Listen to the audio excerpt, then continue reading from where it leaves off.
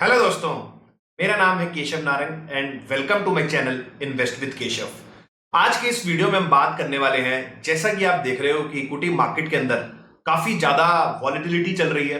और अगर आप देखोगे कि प्राइस वाइज तो हम इंडेक्स लेवल पे ही कुछ 15% से ज्यादा करेक्ट हो चुके हैं और मिड कैप और स्मॉल कैप के अंदर तो 20% से भी ज्यादा की करेक्शंस हैं। और उसके साथ साथ आप देख रहे हो किस तरीके से यूएस मार्केट के अंदर जो ट्रम्प टेंट्रम चल रहा है और एक तरीके से पूरी वॉलेटिलिटी का माहौल है, तो वो कौन से सेक्टर्स हो सकते हैं जो आने वाले जब बुल मार्केट जब स्टार्ट होगा दोबारा से, ये पूरा करेक्शन का फेज निकलेगा कभी तो वो टाइम आएगा, तो कौन कौन से वो सेक्टर हैं जो आने वाले बुल मार्केट के लीडर्स होंगे और वो कौन कौन से सेक्टर्स जब ये करेक्शंस खत्म होंगे तो वो कौन कौन से सेक्टर्स हो सकते हैं जहां पर अभी पैसा लगाने का मौका है। मैं इस वीडियो से पहले आपको एक डिस्क्लेमर देना चाहता हूं कि हम यहां जो भी बात करेंगे वो सिर्फ और सिर्फ एजुकेशन पर्पस के लिए होगी, किसी भी तरह की कोई राय कोई रिकमेंडेशन नहीं है। अगर आप कोई डिसीजन बनाना चाहते हैं बाय और सेल से रिलेटेड तो अपने फाइनेंशियल एडवाइजर से पूछ के बनाएं।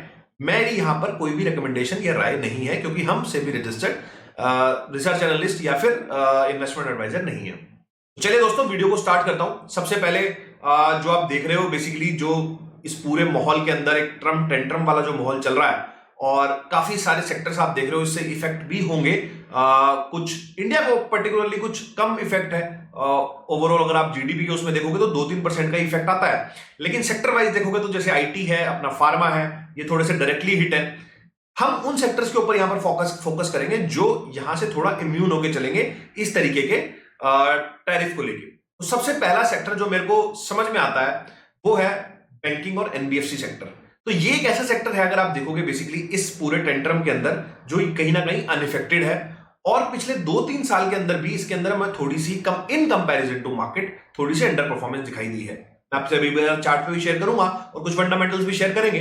बट अब जिस तरीके का माहौल बन रहा है, अगर ये टेंट्रम वाली चीज आगे बढ़ती है और टैरिफ वाली चीज आगे बढ़ती है तो बैंक्स एक तरीके के डोमेस्टिक कहीं ना कहीं जो आपकी ग्रोथ होती है उसका एक तरीके से मिरर होता है कि आपकी इकोनॉमी में किस तरीके का चीजें चल रही हैं, वो अगर आपको उसका रिफ्लेक्शन देखना है तो वो कहीं ना कहीं बैंकिंग के ऊपर होगा। तो जैसा हमने बात करा, ये जो ट्रम्प टैरिफ है इसकी वजह से हमें ग्लोबल इश्यूज आ सकते हैं, लेकिन जो हमारी इंडिया स्टोरी है, जो लोकल स्टोरी है, वो कहीं ना कहीं बैंकिंग के थ्रू आप उसको प्ले कर सकते हैं। अब उसमें एनबीएफसी भी आ जाता है और कहीं ना कहीं अगर आप देखोगे तो बैंकिंग भी आ जाता है। तो बैंकिंग के अंदर और जो पहले वाले जो एक फंडामेंटली मजबूत कारण जो हमारे पास ऑलरेडी हमारी इकोनॉमी के अंदर है वो है जैसे कि अपना क्रेडिट टू जीडीपी रेशियो। तो हम ऑल टाइम लो पे चल रहे हैं। अगर आप वर्ल्ड जीडीपी देखोगे तो जितने भी डेवलप्ड इकोनॉमीज हैं लगभग 60% के हिसाब से वहां पर क्रेडिट टू जीडीपी रेशियो होता है, तो हमारे देश का ये बहुत ज्यादा कम है। तो ये एक अच्छा कारण है। उसके अलावा अगर आप देख रहे हो तो जो रेट ऑफ इंटरेस्ट अभी हो गए हैं, रिसेंट में आरबीआई ने भी रेट ऑफ इंटरेस्ट भी काटना स्टार्ट किया है, तो धीरे धीरे अब रेट ऑफ इंटरेस्ट जो सिनेरियो है वो भी थोड़ा लोअर उसकी तरफ जाता जा रहा है, जिसकी वजह से बैंक को काफी ज्यादा फायदा हो सकता है। तो ये जो सारे रीजंस बन रहे हैं थोड़ा डोमेस्टिक स्टोरी को प्ले करने के लिए कहीं ना कहीं मदद करेंगे। उसके अलावा अगर आपको दिखाऊं एक बार, इसके ऊपर चलते हैं और अगर आप यहां देखेंगे बेसिकली तो ये मैंने आप देखोगे एचडीएफसी बैंक की थोड़ी बात करते हैं जो इस हालांकि मेरी कोई रिकमेंडेशन नहीं है, मैं सिर्फ और सिर्फ यहां पर एजुकेशन पर्पस के लिए बात कर रहे हैं।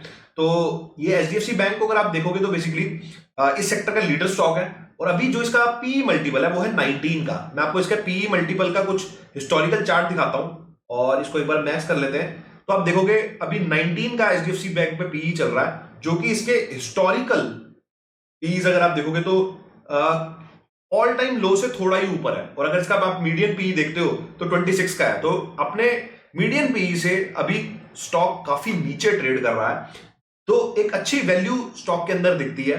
और इसी तरीके से इसी सेक्टर के अंदर बाकी स्टॉक्स को अगर हम देखते हैं, जिस तरीके से ये है कोटक महिंद्रा बैंक को भी अगर आप देखोगे तो पी अगर इसका भी देखें तो पी लगभग 21 का काम कर रहा है और मीडियम पी इसका भी 29 है। तो अगर आप देखोगे तो बेसिकली दोनों स्टॉक्स या बाकी स्टॉक्स की अगर बात करता हूं आपसे तो कहीं ना कहीं अपने मीडियम पी से काफी नीचे काम कर रहे हैं और कहीं ना कहीं पिछले 3-4 साल के अंदर जो एक अंडर परफॉर्मेंस रही है इस सेक्टर के अंदर, जैसा मैं डिस्कस कर रहा था आपसे, तो एक वैल्यू लगती है इन सेक्टर के अंदर। इस सेक्टर के अंदर पर्टिकुलरली जो सेक्टर के स्टॉक्स हैं उसके अंदर काफी ज्यादा वैल्यू लगती है, जो आने वाले टाइम में हमें नए बुल मार्केट के टाइम पे अच्छा प्ले कर सकते हैं। उसके अलावा अब दूसरे सेक्टर की अगर मैं आपसे बात करता हूं तो दूसरा सेक्टर है वो बेसिकली है ट्रैवल एंड टूरिज्म। अब ये जो सेक्टर है, ये पिछले 2-3 साल के अंदर काफी ज्यादा हमें इसके अंदर एक हाइप देखने को मिली है, क्योंकि इंडिया के अंदर जिस तरीके से आप देखोगे ये ट्रेवल वाली थीम चल रही है, ये एक स्ट्रक्चरल और एक ब्रॉडर थीम है। अगर आप देखोगे हमारी जो अभी जीडीपी है वो अराउंड 3-3.5 ट्रिलियन डॉलर के आसपास है, और जो पर कैपिटा है वो कुछ $2,500 के आसपास है। जैसे जैसे हमारी जीडीपी बढ़ेगी, जब हम अगले 5-7 साल के अंदर जब $10 ट्रिलियन का इकोनॉमी हो जाएंगे, तो हमारे पास जो डिस्पोजेबल इनकम होगी, जो हमारे बड़े शहर होंगे, आप 30 या 50 शुरू के बड़े शहर मान लीजिए इंडिया में, तो उसमें जो डिस्पोजेबल इनकम लोगों के पास आने वाली है वो साइज बहुत ज्यादा बढ़ने वाला है। जब किसी इंसान के पास डिस्पोजेबल इनकम ज्यादा होती है तो वो कहीं ना कहीं ट्रैवल वाला जो वो घूमने पे बहुत ज्यादा खर्च करता है, चाहे वो अब्रॉड हो चाहे वो इंडिया हो। तो इसकी वजह से जो ट्रैवल से जुड़ी कंपनियां हैं, अब इसको प्ले करने के भी, मैं सिर्फ सेक्टर की बात कर रहा हूं, इसमें प्ले करने के भी बहुत सारे ऑप्शंस हो सकते हैं। ट्रैवल से किसी पर्टिकुलर स्टेट की जीडीपी बढ़ती है, आप फ्लाइट लेते हैं उसके मांग बढ़ती है, आप उसके अलावा जो भी होटल्स हो गए तो उसके लिए भी आप ट्रैवल एंड टूरिज्म की थीम में ही आएगा। तो डिफरेंट डिफरेंट पार्ट्स है इसके अंदर, जो बेसिकली आप कंजम्पशन भी इससे बढ़ता है, क्योंकि बेसिकली जब आप एक जगह से दूसरी जगह जाएंगे तो वहां पे आप कुछ खर्च भी करेंगे, तो वहां पर जो लोकल जो दुकानदार होगा या जो भी आप वहां पर मान लीजिए, तो उसकी भी कंजम्पशन बढ़ती है, उसका भी धंधा बढ़ता है। तो इसकी वजह से आप देखोगे तो ट्रैवल एंड टूरिज्म एक ऐसा सेक्टर है जो एक ब्रॉडर थीम में, एक बड़े थीम में बहुत अच्छा प्ले कर सकता है आने वाले टाइम में। और इसके अंदर जो स्टॉक्स हैं, या अगर आप देखोगे जो इसके अंदर जो कंपनियां लिस्टेड हैं वो भी डिफरेंट डिफरेंट जॉनर की हैं। उसके अंदर कुछ हमारे पास जो एयरलाइन कंपनीज भी हैं, कुछ कंजम्पशन बेस्ड कंपनी भी हैं, हर तरीके की कंपनी हमारे पास मौजूद है। तो इस सेक्टर के ऊपर भी आपको एक विशेष नजर रखनी चाहिए, और इस सेक्टर के ऊपर भी आपको एक पैनी नजर बना के रखनी चाहिए कि इस तरीके से चीजें पैन आउट हो रही हैं, क्योंकि जब किसी कंट्री की जीडीपी बढ़ती है तो ये सेक्टर काफी ज्यादा बूम में रहता है।